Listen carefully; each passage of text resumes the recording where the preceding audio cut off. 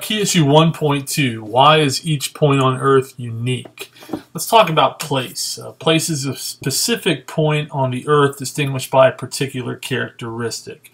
Describing the features of a place is essential to building block for geographers because it explains similarities, differences, and changes across the Earth. A lot of times when you read through the human geography text, you're going to talk about a sense of place. You know where you're at, you know you've been there, you feel at home because it is distinguished by particular characteristics.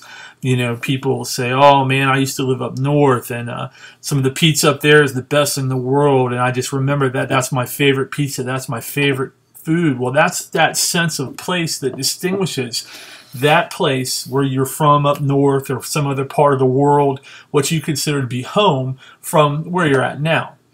Geographers describe a feature's place on Earth by identifying its location, the position that something occupies on the Earth's surface.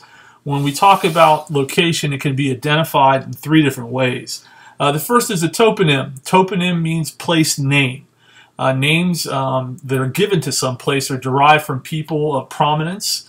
Washington, D.C., Lincoln, Nebraska. Obviously, those come from famous people. Religious affiliation. I can tell you now that if you travel through Quebec, a lot of things begin with saint. Saint this, saint that. That is a French Catholic religious affiliation. You go out to California, there's San Francisco, San Diego, San Mateo. San is Catholic in Spanish. It could be the physical features of a place. Rocky Top, Little Rock, Slippery Rock, go on, and the toponym or the name of that place comes from one of the physical features. Or it could be the origin of its settlers. New Smyrna Beach is a great example. New Smyrna. Anytime something begins with new, well, obviously there's an old. It's a place of origin. New York obviously comes from the original city of New York. New England from England. New Smyrna from Smyrna, Greece, and Dr. Turnbull and the first settlers who came here. So our toponym of the city we live in, New Smyrna Beach, comes from the original settlers from Smyrna, Greece. The second way you can identify the location of a place is site. Site is the physical characteristic of a place. It could include the climate, it's hot, it's rainy, it's wet, it's humid, the water sources, rivers, lakes, ocean, topography, how high, the elevation, the soil, the vegetation, the latitude, all the different physical characteristics of a place determine the site.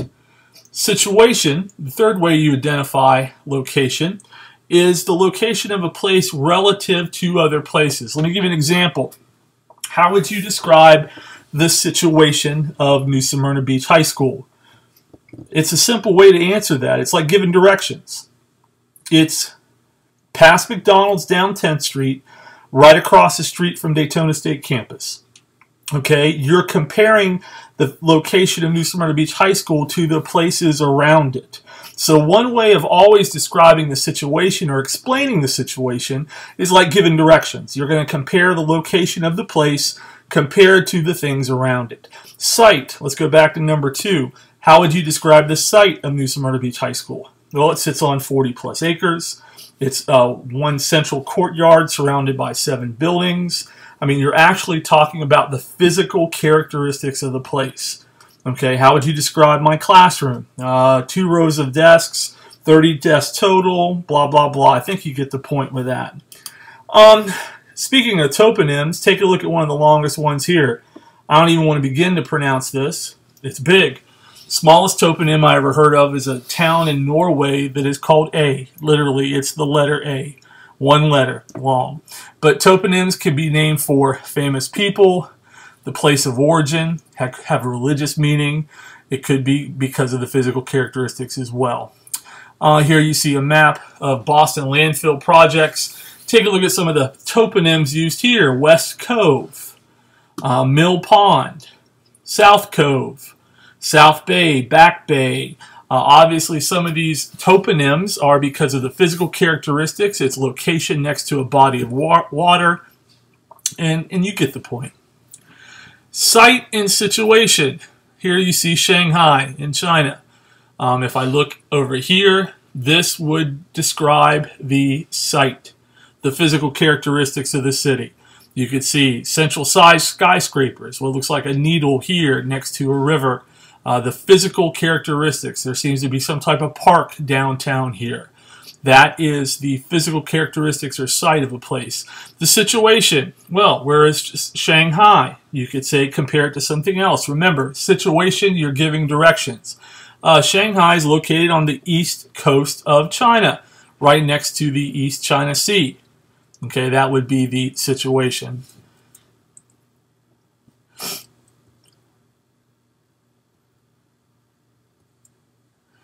Region. Let's talk about that for a minute. A region is a unique area. An area of the earth defined by one or more distinctive characteristics is a region.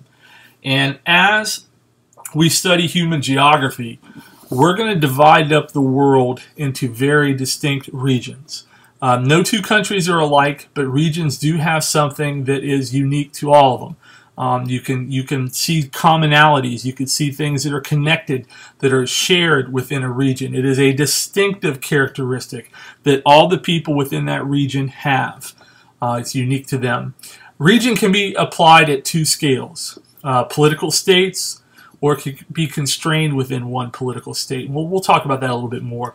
A region derives its unified character through the cultural landscape. And there is a title and there is a phrase you're going to have to commit to memory. Cultural landscape is a combination of the cultural, religious, and physical features. Carl Sauer, famous American geographer, and this is a guy, a term you need to remember. Carl Sauer came up with that term, cultural landscape. He said culture is the agent, the natural agent, area is the medium, the cultural landscape is the result. Another way of explaining the cultural landscape would simply to be say it is both the man-made and physical features of a place. It's what makes it unique. If you're looking at the city of New Smyrna Beach, standing there looking at it, what are the man-made and the physical features that you would use to describe the city? If I'm in New York City and I'm describing the cultural landscape, I'm going to take a look at the man-made and the physical features. I'm going to say, wow, man-made skyscrapers everywhere, Empire State Building, the physical features. It's cold in the wintertime. It's right next to a harbor, right next to the ocean. So that is a term, cultural landscape, by Carl Sauer. You definitely need to know and remember. Geographers identify three different types of regions. The first is called a formal region. It's a uniform or homogeneous region. As you know, homo means same. So a formal region means that it is the same all the way across. It's an area in which everybody shares in a common one or more characteristics. Examples are common language, common economic activity. What does everybody in this area or this region do for a living? It could be agriculture, it could be industry, or it could be something as simple as climate. Everybody here lives in a desert. Everybody here lives in a mountain, tropical climate. The characteristic may be predominant rather than universal, which means that you just see it in that area, you don't see it everywhere. But that formal region means it's homogeneous. Everybody there has at least one common, or more, it could be more, but at least one common characteristic. That is a formal region. Here you see some examples of formal regions, going back to last couple presidential elections. 2004, George W. Bush versus John Kerry. 2008, Obama McCain, and 2012, Obama Romney. What are the formal regions you see here? You see states, political units. Okay, everybody in the state of Florida voted for George Bush in 2004. 2008, the political unit. Everybody has something in common here. They're Floridians. They share one characteristic. It could be more, climate, whatever. But here they all voted for President Obama. Again in 2012, President Obama. Those are formal regions. These are just maps. A little bit more size and detail for what I just talked about. The second type of region is a functional region, sometimes called a nodal region. It's an area organized around one focal point or node. Now, a characteristic chosen to define a functional region dominates at a central focus or node and diminishes as it goes outward. Perfect example are newspapers and television stations. here in the Orlando area, and that is the market. So Orlando would be the node. If you think about this on TV right now, if you turn to ABC, NBC, or CBS, Fox News, they're all based out of Orlando, the television stations, but their outward reach goes all through Central Florida. So if I watch channel 2, 4, 6, 13, they're based in Orlando. That would be the functional node, and the functional region around that node would be the Central Florida area that their news content travels to.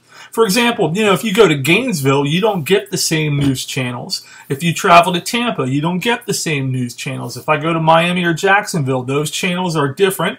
Newspapers are different because that functional or nodal area serves a different group of people. Okay, the third type of region is a vernacular region. Vernacular is sometimes called perceptual. That means it's what people in their mind associate with, what they believe. An area that people believe exists as part of their cultural identity. Perfect example here, the American South. Region individuals recognize as having a distinct environmental, cultural, economic preference. People from the South, people believe, have a Southern drawl. They walk slow. They drink sweet tea. People up north, different accent, faster paced life. We drink soda, they drink pop. I mean, it goes on, but that perceptual region is what you picture in your mind. But technically, it is called a vernacular region. So once again, you have formal regions, which could be a state, a country, but it's simply a place where people have at least one common characteristic. You have a functional region or nodal region organized around one thing that distributes things in an area, and a vernacular region or a perceptual region. It's a place people in their mind associate themselves or people with as part of a cultural identity. Functional regions here. What do you think we're looking at? This is a map of the United States, but it shows counties. It also shows states. So you see all the counties here within the state of Florida. They are functional regions. Vernacular regions. Vernacular, perceptual, definitions of the South. Okay. And this is the Deep South, the Dirty South, Hotlanta, however you want to say it. People have images that spring to mind when they think of these areas related to their cultural identity. Regions of culture. Culture is the body of customary beliefs, material traits, social forms that together constitute the distinct tradition of a group of people. The origin of the word culture is from the Latin word cultus, meaning to care for. The simple, easy way to remember what is culture. It's what people care about and what people take care of. What people care about and what people take care of. And if you think about that, that'll help you remember what culture is. Geographers study both definitions of culture. For example, the what people care about. They study why customary ideas, beliefs, values of a people produce a distinctive culture in a particular place. Why are people in this part of the world, why is their culture so different from people in another part? What makes that? Why? Remember the three questions all geographers ask? Where? Why? What are the effects? It's especially important when you talk about cultural values and how one group's language, religion, ethnicity, and their core values can be so different from another. What people take care of, well, that's the second element of culture. It's interested in production of material wealth, such as food, clothing, shelter, that people need in order to survive and thrive. And that could be subjective as well.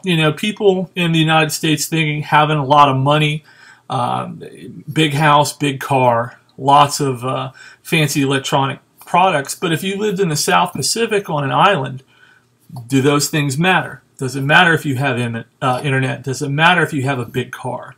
Well, quality of life makes a big difference there. Language and religion in Vietnam. The French were in Vietnam for a long time, so you see a lot of things here are in French. French brought with them their religion, Catholicism, so a lot of Vietnamese who are Buddhist, some are Roman Catholic, and the two combine one another to make that place unique. Here you see a region that talks about deaths from cancer per 100,000 people. And it's very interesting because you look at a map of the United States and you see the deaths from cancer, and you look at, remember the three questions, where, all right, The second question is why, and that's one that takes some thought. Why would people in the central part of the United States, here in these states that are highlighted dark, why would they have higher rate of cancer death than, say, somebody out here in the Midwest, or the western states, or Texas? Kind of interesting. And then what are the effects would be the third question. If you broke it down even into the Washington, Baltimore metropolitan area. Remember we talked about GIS, or Geographic Information Systems, and layering information. You can break it down by county. You could break it down by square block. Okay? You could really, really focus in. And then you got to ask yourselves, where, why, what are the effects?